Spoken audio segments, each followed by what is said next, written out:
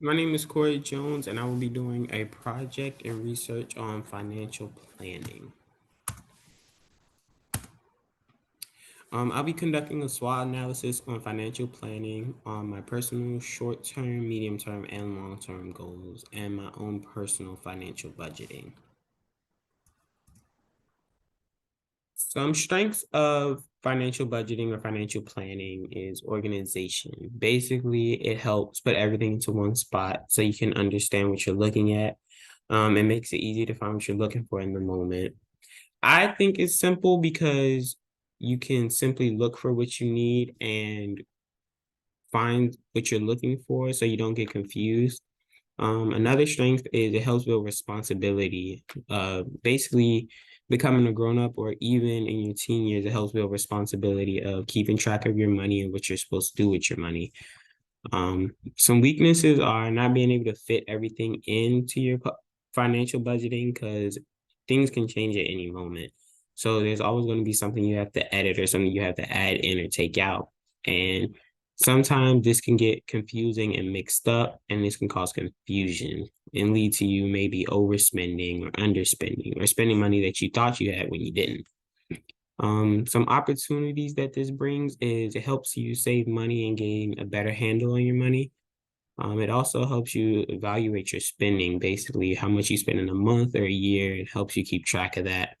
And it gives you an opportunity to improve your spending habits.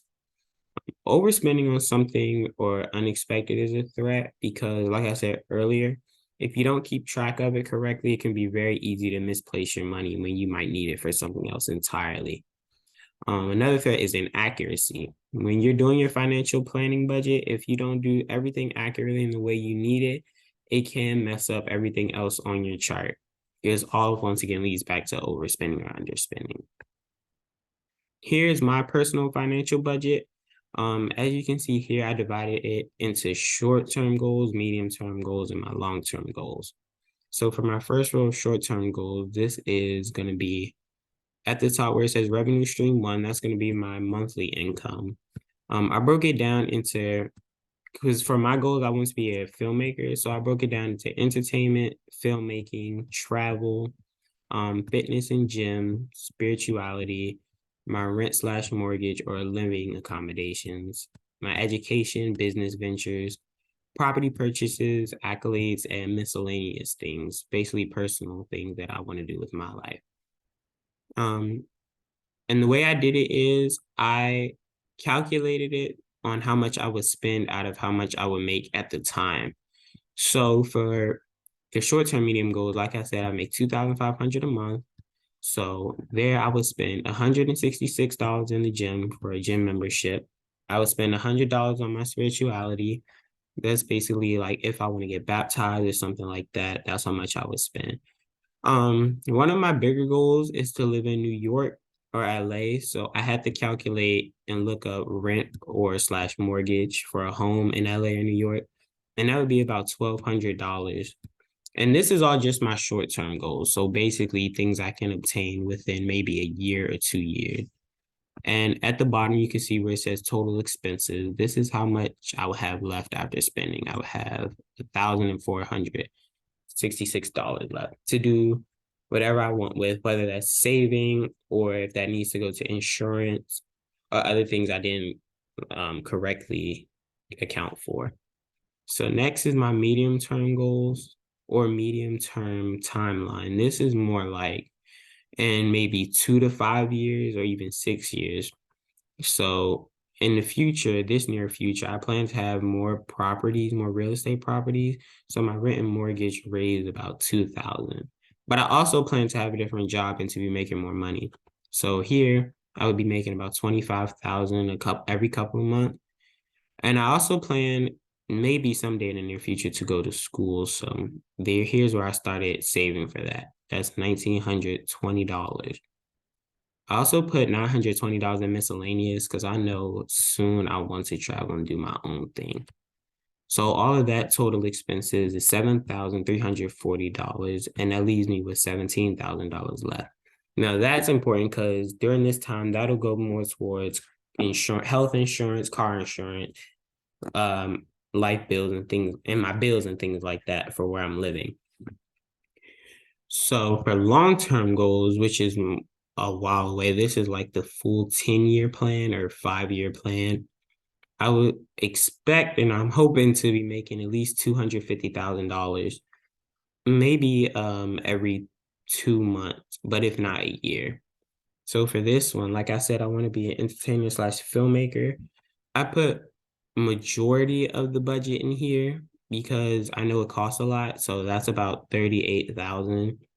Then there's also traveling. I know I want to go on vacation and visit places and stuff like that. So I put 32,000 for that. Um, I didn't do anything for fitness and gym and spirituality because I think I'll have reached all my goals by then.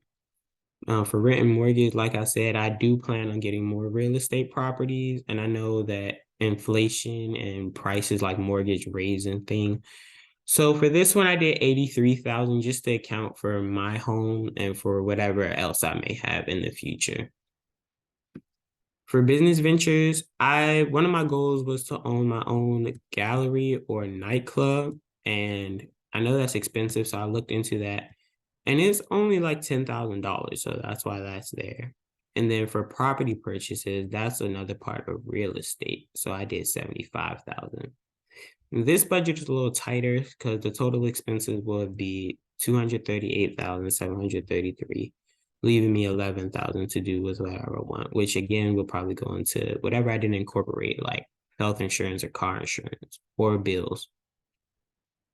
This is just my list of goals here. Are a mix of personal business, write a good song, publish a book, make a TV show based off my book. Those are all business. Then I also added living in New York and buying properties for my mom and my grandma in the future. I put I put the expected prices next to them, and then I incorporated those into my budget. So here, like I said, I plan to live in New York, so $4,500 for rent.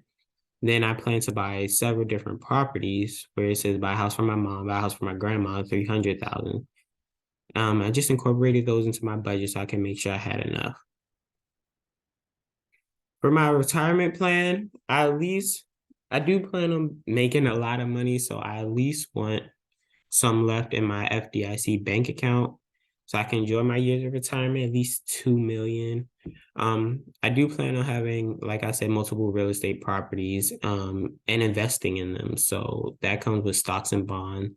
So hopefully combined with all that, I'll have about a couple more million to fall back on because I never know what I might want to do in my 60s. And this all leads back to the goal planning assignment, what we do if we live to 100. So that's why I want to make sure I have all this money to fall back on when I retire. I also said I want to have all this money because I need to have health insurance, car insurance, homeowners insurance, life insurance, etc. Especially when you're an older person retiring, that's just smart thinking. I hope to do all this by gaining a lot of money from my career and success. That was my presentation. Thank you.